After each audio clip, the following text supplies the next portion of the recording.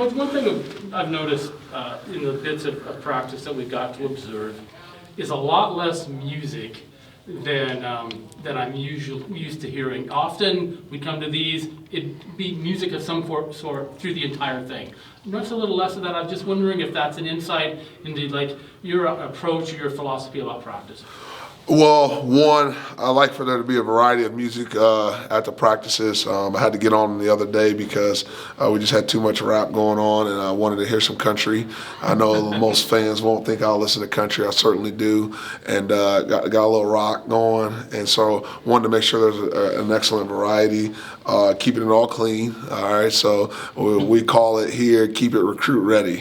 So no matter who the recruit is that comes in town, we're respecting them and their wishes. But certainly there's a little element of wanting to have the music on early on to give these guys an opportunity to just sort of catch a little bit of a vibe at the beginning of practice. But I don't really love the music in and of itself, just mostly because to me it wears off. I don't want our guys to have a certain song come on just in order to get them hyped up or ready to go for practice. So I want them to have an internal switch in them that turns on and gets them going. And so sometimes we play it really, really low.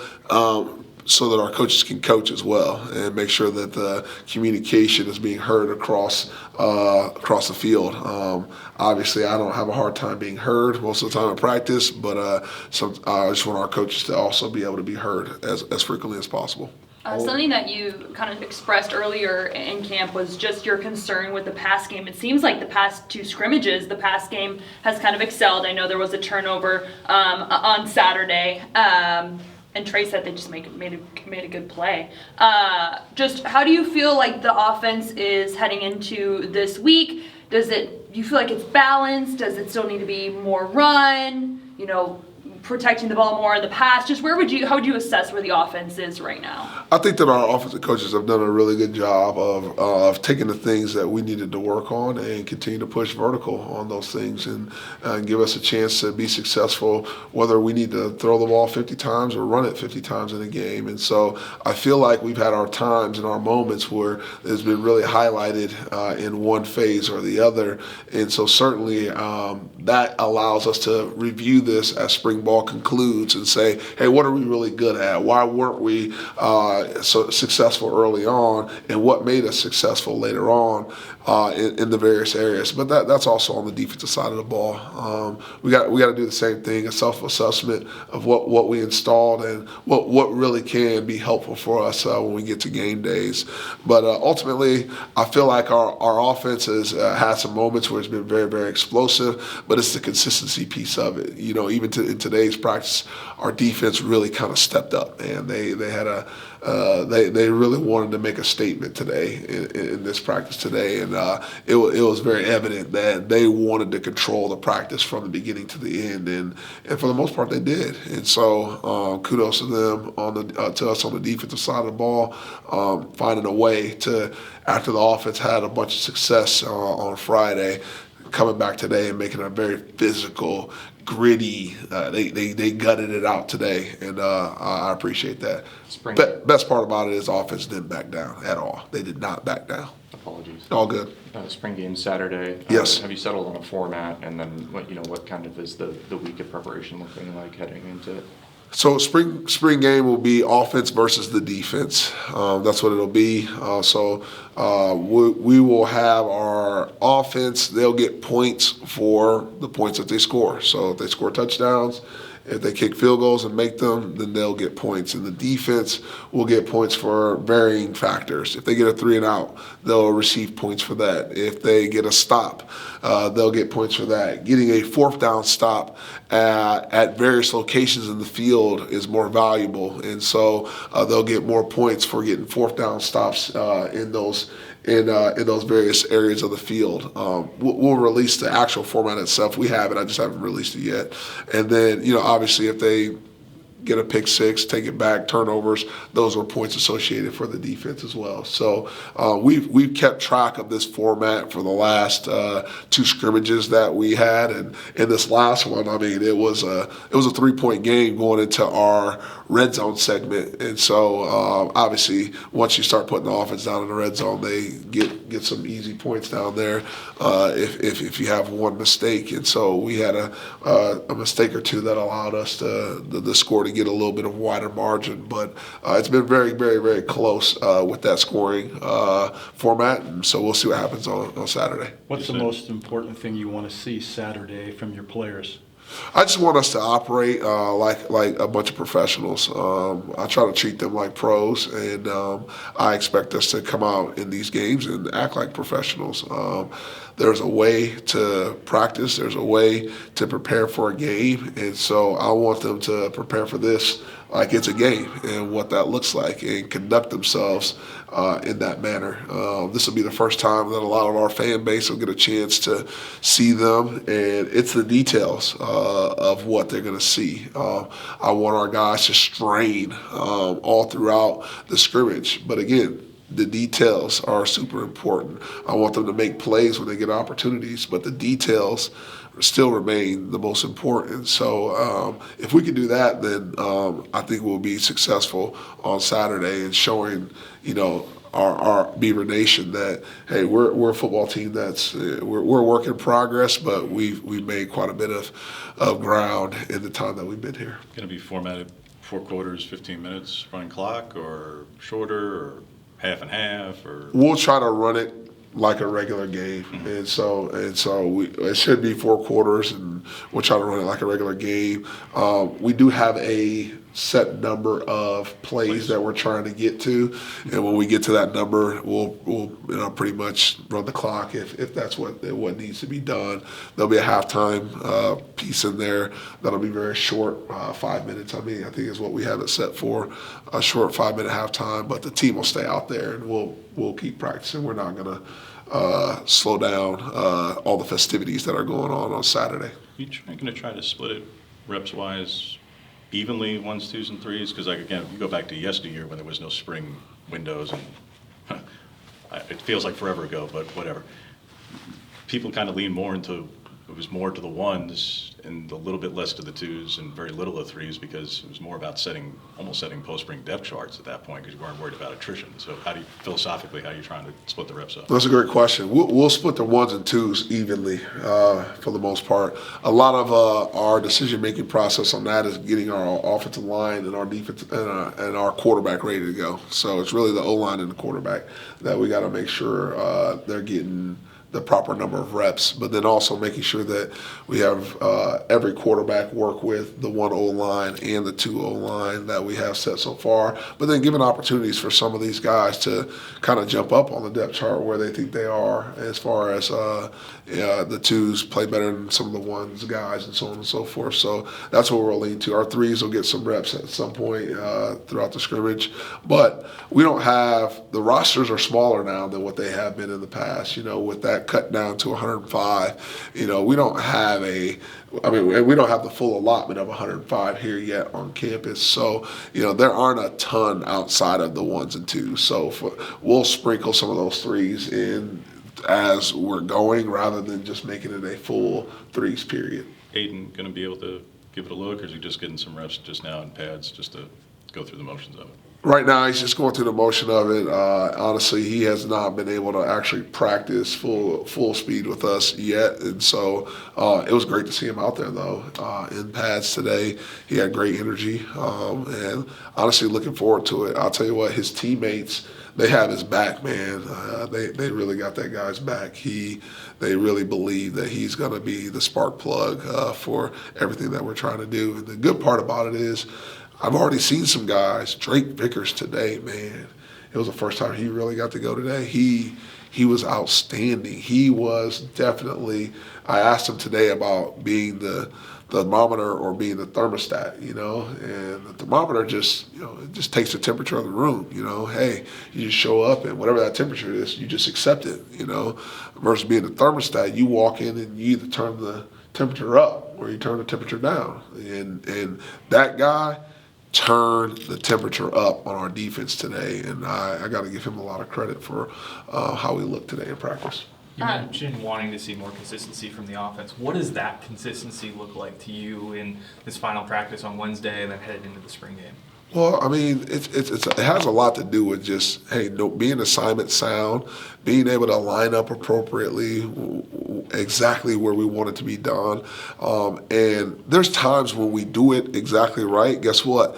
We have explosive opportunities because we know and understand exactly what's supposed to happen on that particular play. We're able to line up in the location, triangle read the defense, see the alignment of where they're at, and then be able to make the play. And so when we don't do that on a consistent basis, like it turns into a hodgepodge of I don't know what. And Coach Dallin has been really pushing the tempo on these guys and adding more and adding more and adding more. And so, no, their plates are about full right now. I don't know. I know we got some big old linemen. One of them went over 400 pounds, and you think he can add more to his plate. He can't right now. And so going into the spring game, we're going to try to, dial it back a little bit, give them a chance to just go play football instead of, hey, you got to line up here, shift to this, and do all that good stuff.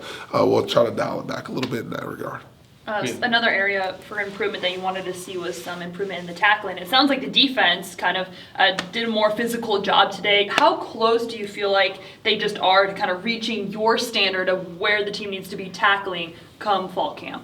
They won't reach that standard until September 5th when we play Houston. And so we are constantly trying to find ways to improve. We talked about it today in the team meeting, this relentless pursuit of continuous improvement. And so these guys have to find small, detailed ways where they can improve. But I think that honestly, I'm really excited for when spring ball's over with because I think that the strength on our defensive side of the ball and our ability to get people down to the ground will be helped a lot just in that time that we have to develop them physically. Yes, Coach Eden and his staff have done a really good job of getting them to this point. But still, when you talk about the time that we missed through bowl games and then me being hired and all that stuff and getting the staff hired here, man, we just were so far behind. So kudos to our coaching staff and our players for digging deep in the trenches right now to get to where we're at. But ultimately, we got a long way to go when it comes to being able to get people down to the ground right, and a lot of it will come from strength. We haven't touched on it a ton this spring just because it is a new regime, but how has special teams been kind of throughout the spring? It was a travesty last year, so how has that group kind of come together? So hopefully we don't have to talk about anything that happened last year anymore because I wasn't here. I don't know what happened. I wasn't a part of it. So, but I'll say this: our special teams coordinators are super excited at what we've done because they feel like they've gotten more opportunities for special team time than they've ever gotten at other places that they've been at. And so we've made that an emphasis. And to be completely transparent, I think with the acquisition of some of our roster members that we have, I feel like, honestly, it's really gone really well. AJ Windsor, he's been lights out so far this spring. And I think that was a young man who was here in prior years, and so he's been lights out so far. He's got ice water going through his veins right now, and I think that some of the things that he experienced in the past are really helping him, because I'm making some parts of special teams live so they can actually go try to block kicks on them and things of that nature, and so. He hasn't flinched. And so those experiences, although everybody else in the country, or everybody else in Beaver Nation probably was frustrated about it, it's helping him, right? Right now, it's allowing him to not get nervous in those moments. And then our long snappers have done an outstanding job. Tug and Zarut, they've done a really good job putting the ball on the money. And so, look, all I can say is this. We're taking it very seriously. We know and understand that, Beaver Nation was frustrated at some point. And right now, this is a new year. Let's get excited about it. Let's come in with a positive identity for it. I'm actually coaching on our punt unit right now. So I'm coaching the position on the punt unit because special teams have always been important to me, and I know it can change the play. It is, I mean, when you think about it, it's like the single play is for like large chunks of land. So you're talking about 40, 50 yards of land that you're fighting for in special teams. And so if you don't take that part serious, then yeah, you're itching for an opportunity to lose the game. And I don't really like losing games. The NFL draft is this week. Yes. Through your time at Alabama and at other places, you have young men that you've coached that are going to be getting drafted. What does that mean to you? Do you follow it? Do you text guys some programs? Just how do you approach and look forward to that night, even though you're not with them, but they're still part of your life? Man, super excited for them, honestly. And you talk about a dream come true for these young men. They had to deal with me for the time that they had to deal with me, and I get really excited for them and their families and that experience. I remember going to Detroit for the draft and knowing that Rome Odunze was going to get drafted in the first round, and obviously, you're a college coach. You can get back to the green room. You can find ways to do all that stuff. And I didn't even want to do it. I just wanted to be out in the crowd and just watch him just do his thing. I'm just so happy for him, And, I went to the combine, and there were 5 receivers that I coached at the combine. And so I know at least 3 for sure. Probably maybe all 5 may get drafted this when the draft comes up. I don't even know when it is. Thursday. Is this Thursday? Okay, so this Thursday. So, but it's a hell of an achievement. But they all know. I've always told you I can get you to the NFL. Okay, all right. But I also told you I can get you to stay. So now it's your job to stay in there as long as possible. So congratulations to them. Good luck. But I look forward to celebrating Beaver Nation as we put some players in the National Football League. I think that I'm really rooting for Skylar, man. I hope he gets an opportunity to go out there and show what he's capable of. And then, there's a bunch of other guys, but our current team, I see NFL guys all over the field. We got some guys who really should be at the next level and be difference makers. And so it's my job to worry about those guys right now, and that's what I'm worried about. Trey Glasper was a guy who played quite a bit as a young guy a year ago. Just where have you seen him from the film that you watched to the player that you're seeing now, 12 practices in the spring? To start out, honestly, I didn't think Trey was playing up to his ability. I really did not. And there may have been some external factors that were playing a role in that. And so him and I had some one-on-one conversations and things of that nature. And so that kind of gave me some insight into what was going on with that. And so today, again, I can only work on what we have today. He was outstanding, lights out. He was blanketing the receivers today.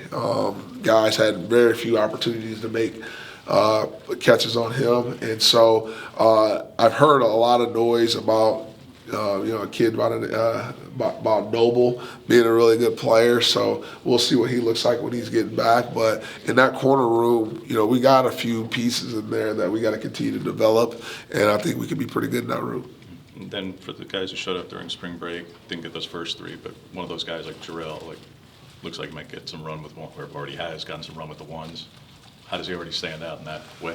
Man, I'll tell you what, I hate using that word raw, but he's just a young man who has not played a lot of football, and so it's really applicable to him just because he hasn't played a ton. And so, but the things that he's currently doing with having not played as much football as a lot of others, it's remarkable. It really is remarkable. And so he's got a long way to go to get to where he can be a dominant force on every down.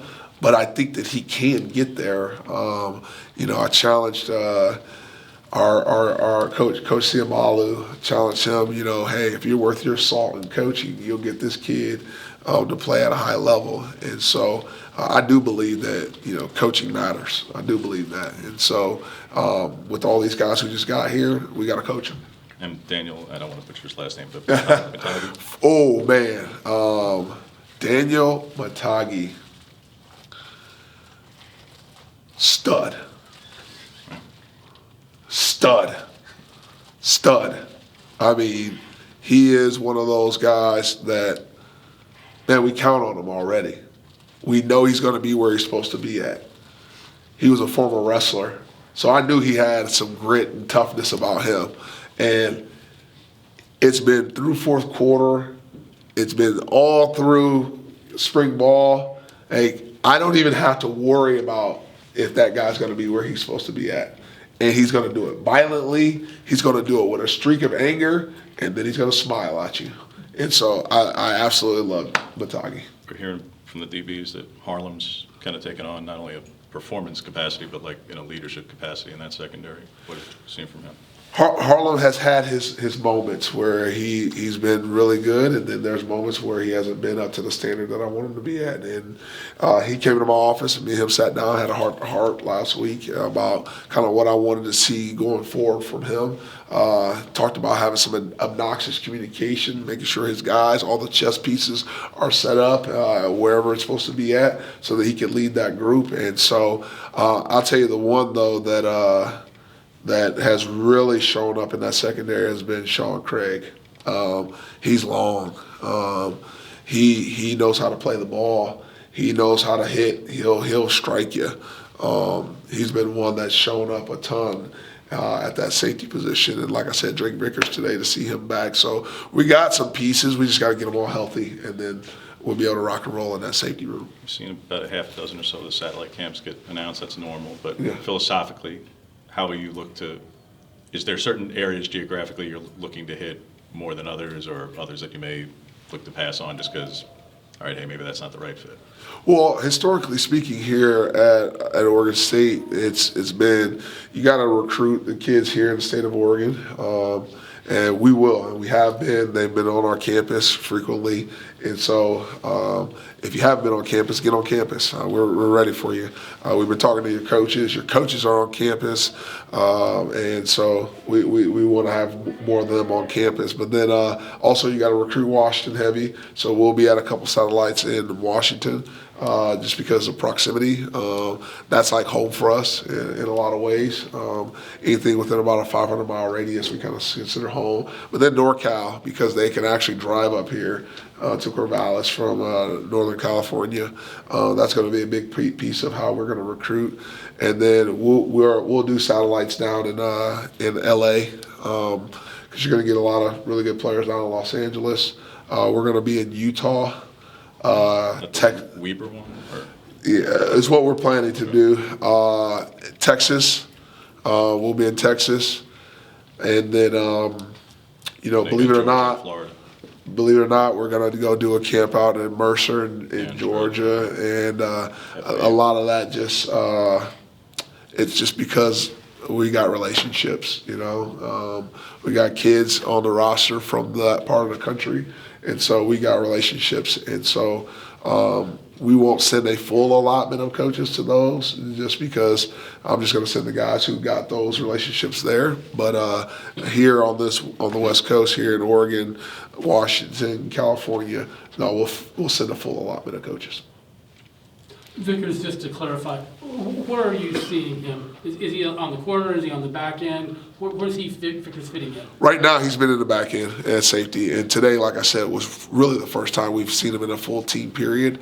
And so it was the first time we've gotten to see him. So we may interchange him a little bit and have him go play some corner as well, just to get a good look at him. But I can tell you what I saw today, he's going to climb up the charts pretty quickly.